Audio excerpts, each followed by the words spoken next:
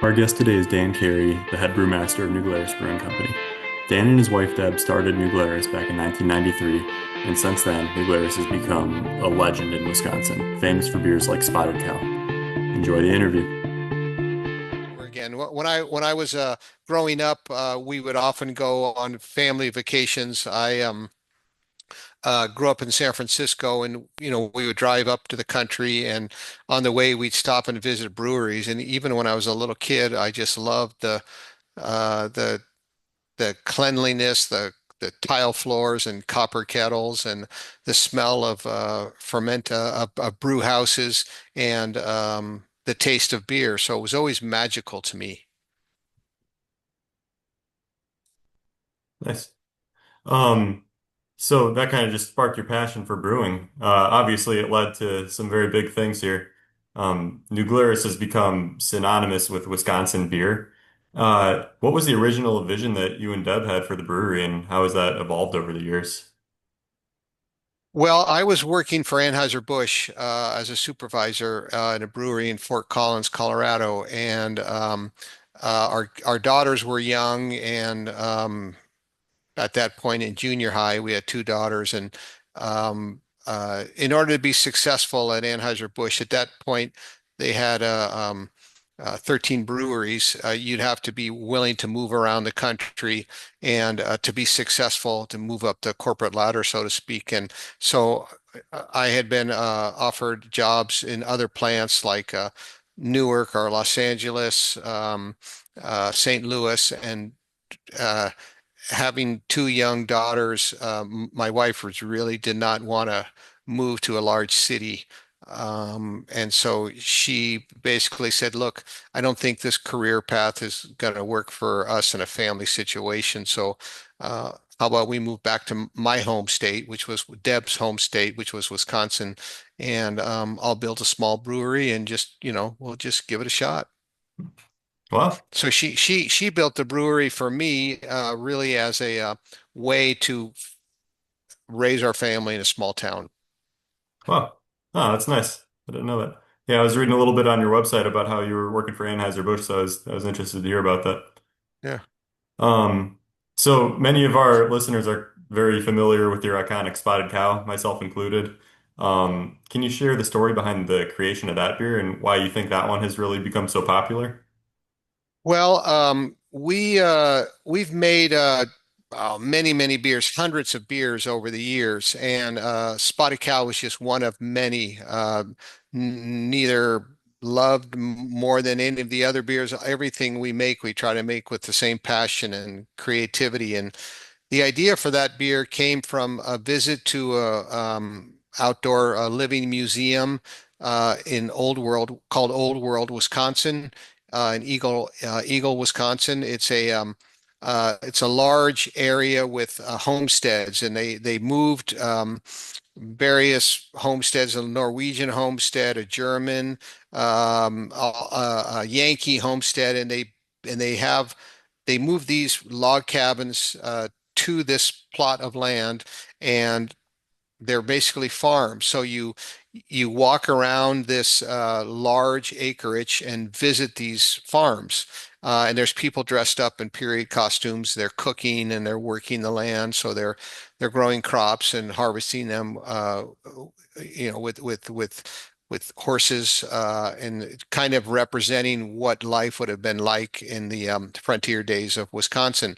And we visited a German homestead, and in the German homestead, they had a crock pot full of beer, and this fermenting beer, homemade beer, and representing what they would have been doing in, say, the 1850s. And so I thought, huh, that's interesting. I wonder what brewers or what farmers would have been brewing in the 1850s. They would have come over from Germany, and certainly if you're making a primitive beer in at your house in those days, it would have most likely been top fermented, if it's being made in the without ice. And so at that point in history, the Pilsner beer from Pilsen was in vogue, just coming into vogue. And so I got to thinking about what would a beer have tasted like in those days. And so Spotted Cow was just sort of an attempt to make a what I call a Wisconsin farmhouse ale that maybe a farmer would have made in those days because a lot of top fermented beers were kind of starting to swing over towards in later years over towards the lighter golden color to emulate the lager beer that the Pils beers of Pilsen were really taking the world by storm. So it was an attempt to try to make a farmhouse equivalent of what would have been made, say, 125 or 150 years ago. Wow. That's really cool to hear that there's so much inspiration behind that. Yeah, That's yeah. awesome. Yeah, and I'm sure you're aware of this, but that specific beer reaches really far, even outside of the Midwest, like how many people know it and love it. I was down in Arkansas visiting some friends of mine actually, and they were upset with me that I didn't bring Spotted Cow being from the Midwest in Oh, general. that's funny. Yeah, we But hear these stories a lot. Like we got just a letter from a soldier who was stationed down in Arkansas, and he had drove up and bought a bunch of beer back for his guys. And yeah, it's pretty regular. I mean, I just the other day I got a phone message on my phone from a truck driver, and he's not from Wisconsin. He said, "Hey, I'm driving through Wisconsin. Normally, I would never." Really call about something like this, but I stopped for the night and I had a beer with dinner and I just thought that Spotted Cow was the best beer I'd ever had. So I think it strikes a chord with people. yeah, absolutely. Only in Wisconsin though, right?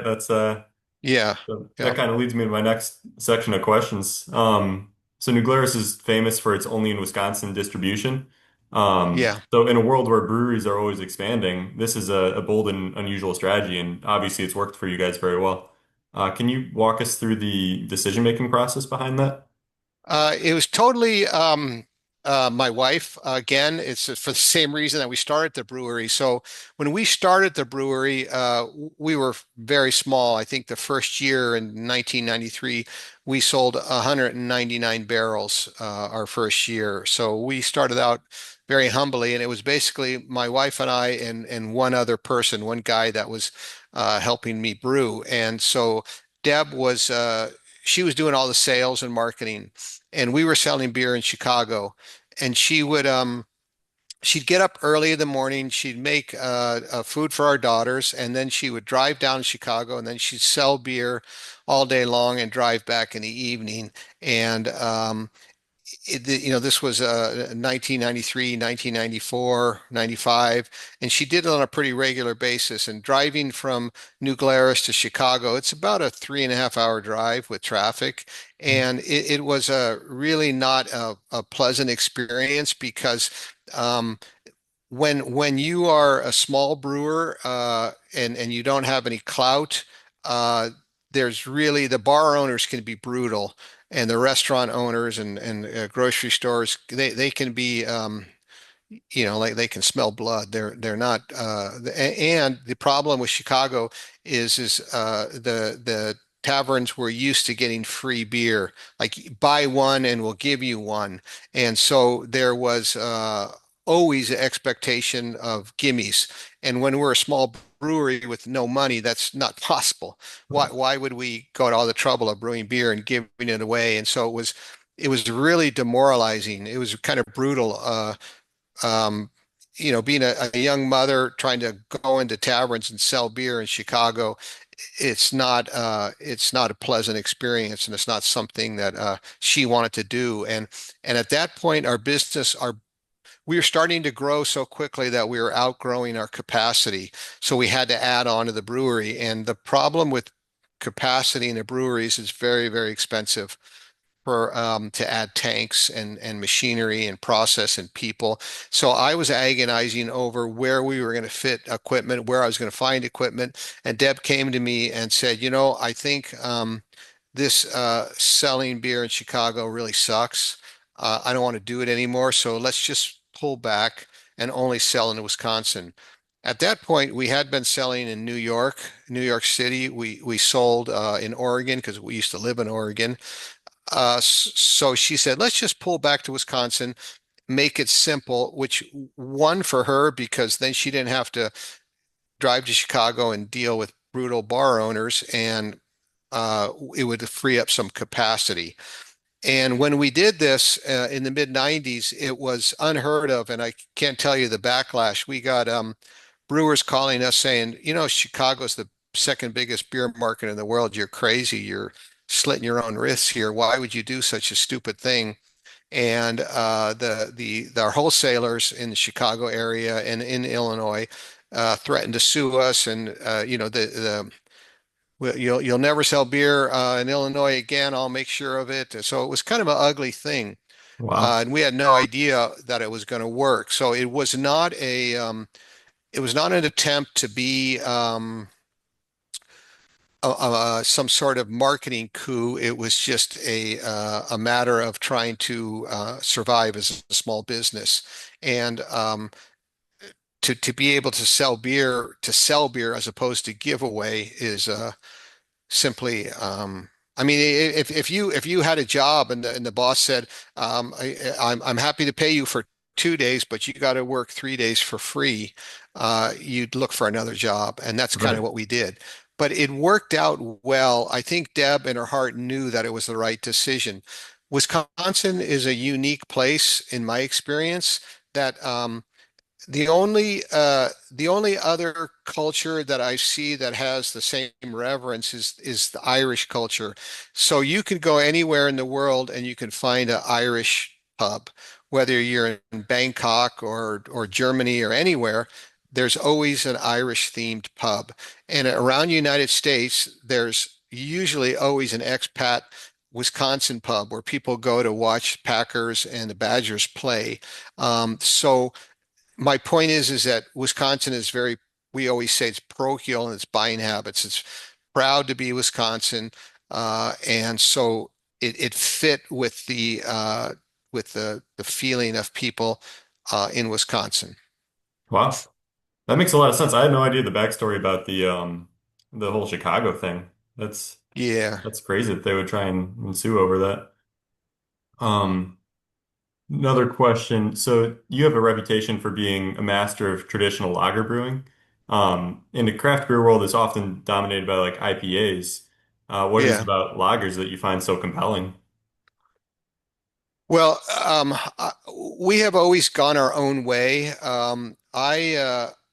I served an apprenticeship in a small brewery in Germany in the mid 80s. I worked as a brewer there, and so I learned traditional German lager brewing in the 80s, and I've always appreciated the drinkability of a well-made lager beer. And so when we started the brewery, we didn't want to do what everybody else was doing. In 1993, the choices were, say, the big brewers, and at that point it was light beer. So there was Miller Lite and Bud Light, and those were the big beers.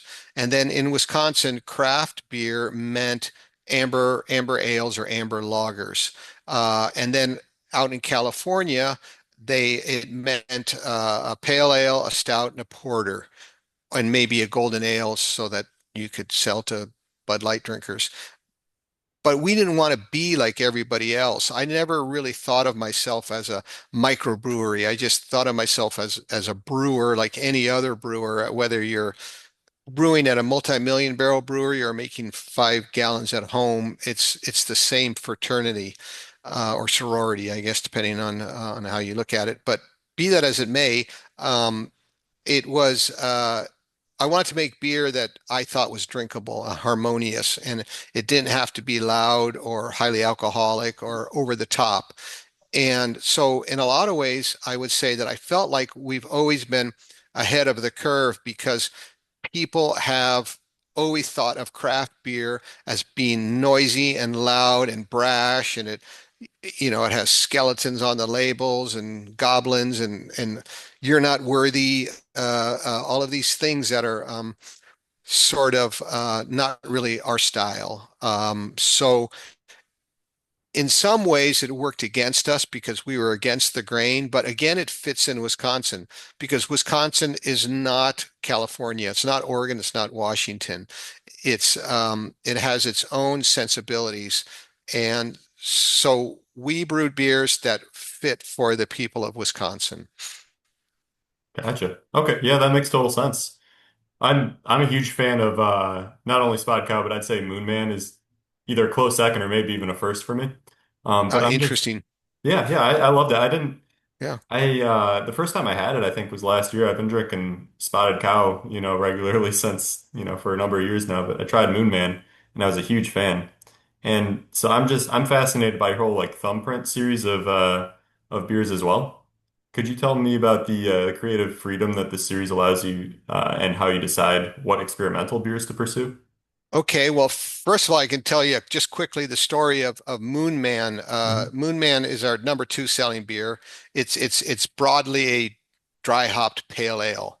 It's 5% alcohol. And where that came from was Deb and I are friends with Natalie and Vinny Claruso at Russian River Brewing Company, and one of our favorite beers is Pliny the Elder. It's an elegant, beautiful beer, but uh, uh, my problem with a lot of really beautiful West Coast IPAs and Pliny the Elder is about for me the paramount is that the alcohol is they're really big beers, so they're not meant for session beers. So the idea was to make a sessionable beer in that style. Okay, it's different, but my point is not that I was trying to copy it or reverse engineer it, but I was inspired to make an aromatic beer that was more sessionable. And this beer came out before that term was even being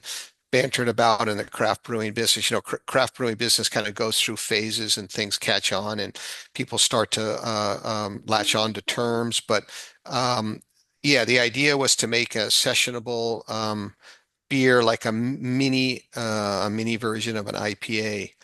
Um, but as far as our Thumbprint series, these are a series of beers that are a little bit bigger and bolder. And so we make a whole family of these beers, and they're meant more to keep people's interest because historically, and it's changing now, but it used to be in the craft brewing business that people always wanted to know what's new, what do you have that's different. So certainly we make a whole family of Thumbprint beers, and we make a lot of lagers, but I didn't want to. So nowadays, it's in vogue for tap rooms and brew pubs to make lager beer, and a lot of them are trying to copy exactly the type of beer that you would have in Prague or that you would have in Munich, and which is great. But I don't. For me, I didn't want to do that. I didn't want to make exactly a replica of Pilsner Urquell or exactly a replica of Augustine or Edelstoff because they already exist. So if I'm like a certain musician, it's okay to be inspired by that musician, but to I don't want to be a cover band.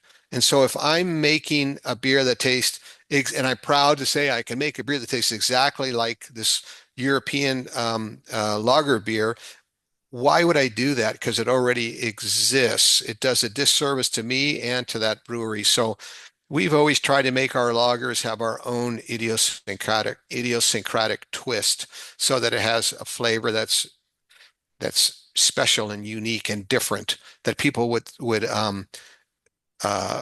seek it out. And I learned this early on that when I would go to pubs in Milwaukee, for example, and talk to people, if somebody wants a Paulaner, they're going to order a Paulaner. It doesn't matter how good or how much I nailed Munich style Helles. They want that Paulaner. I noticed that's people drink labels. So I always am trying to make thumbprint beers that are unique, different. Yeah. Oh, that makes total sense. Yeah. I mean, it definitely allows you a lot of freedom to kind of just distinguish yourself from other beers that are already out there. So you've been in the craft beer industry for a long time, and you've seen it evolve pretty quickly. What do you see as the biggest opportunities and challenges facing craft brewers today? Um, well, if you think about the craft brewing industry, it's somewhat fragmented. So we are a packaging brewery. So mainly, although we do have a gift shop, in a place that you come in a tap room to come taste beer, but the majority of our business is selling through wholesalers. So that is a different animal than, say, a tap room or a brew pub. So a tap room and a brew pub is more or less, and I don't mean this in a negative way, but it is a theme restaurant, and that's a different business. And but if I speak about packaging breweries that mostly the majority of them sell through wholesalers. And when we started the brewery in 1993, our wholesalers had maybe two or three beers. So maybe they have the Anheuser-Busch line, maybe they sell Guinness, and maybe they sell Beck's, and that's their three beers. And then they got us. And there was four masters that they had to respond to. Well, now, since the craft brewing business and the deluge of imports, there's hundreds and hundreds and hundreds of beers in a wholesaler's portfolio, and even beyond beers. So now we have all of these crazy alternatives and THC and all of these crazy things that have fragmented the wholesalers.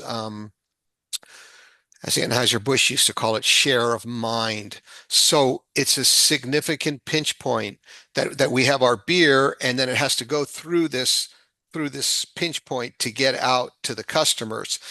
And that is a big obstacle for us because to try to get that attention, and then there's a second pinch point going through the retail because the retailers have way too many choices. It's brewing is really interesting that there are so many competitors that it's very, very difficult to get share of mind. So going into the future, it's that's going to become more difficult until the shakeup continues.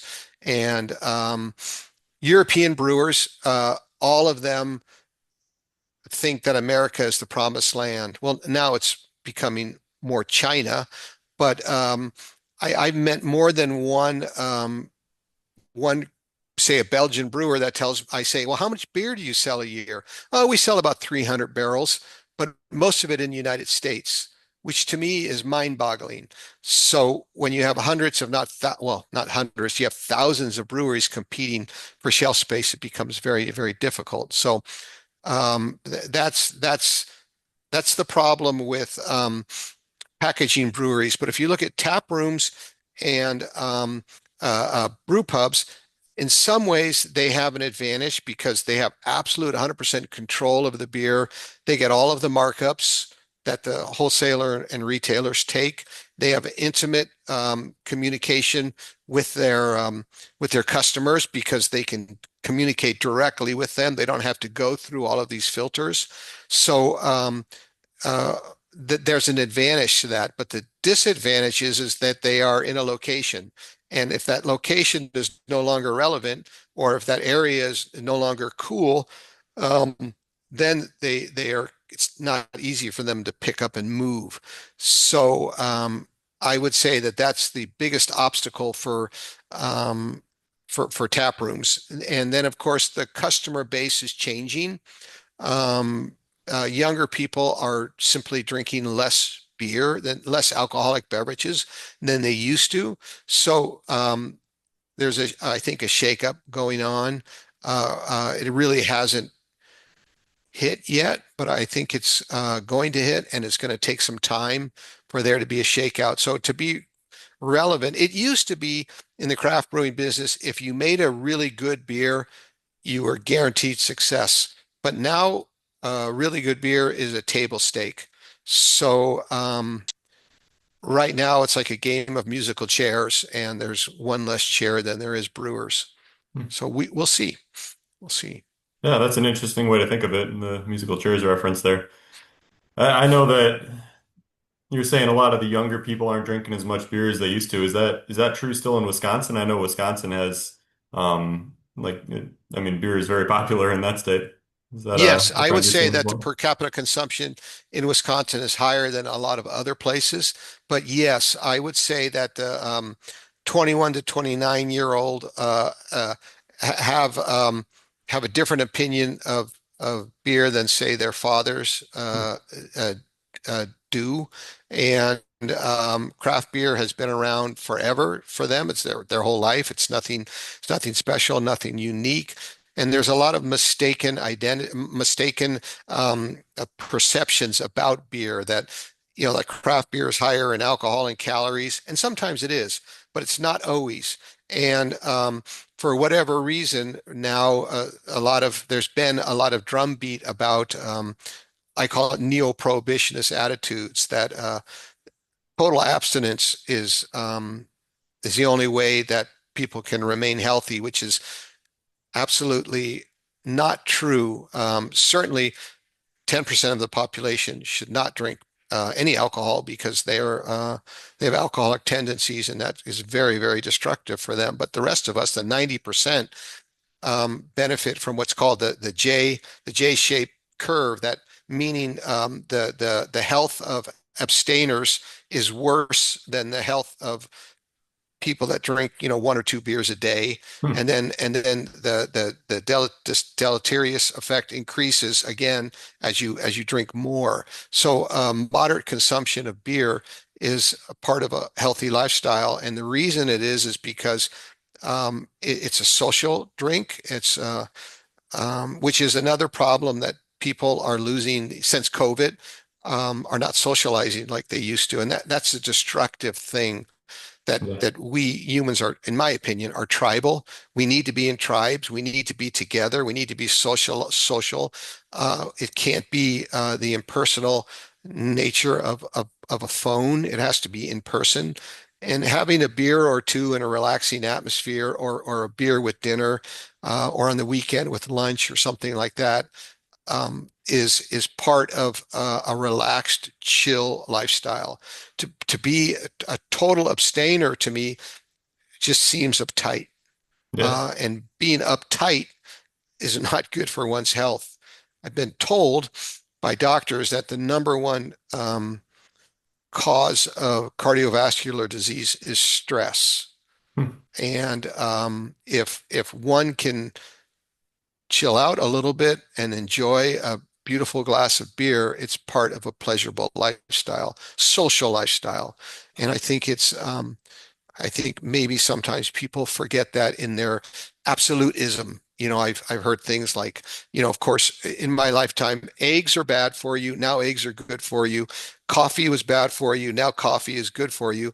I've Yep. even read that if you can believe this, spinach is not good for you. Don't I eat heard that too. spinach. Yeah, which is absolute. Come on, get over this puritanical absolutism that Yeah. like my grandmother always told me, everything in moderation's okay. Yep. Yeah. No, you totally hit the nail on the head there. I've heard so many of those studies go back and forth, and sometimes Yeah, it'll be like, they say something 6 months beforehand and then they switched up, 6 months later. yeah. It's just like it's crazy like that. But I totally agree with you, and I will always be a supporter of New Glarus for sure. You guys have great Oh, beers. thanks. Thank you. Um, so just to kind of wrap things up with some final questions.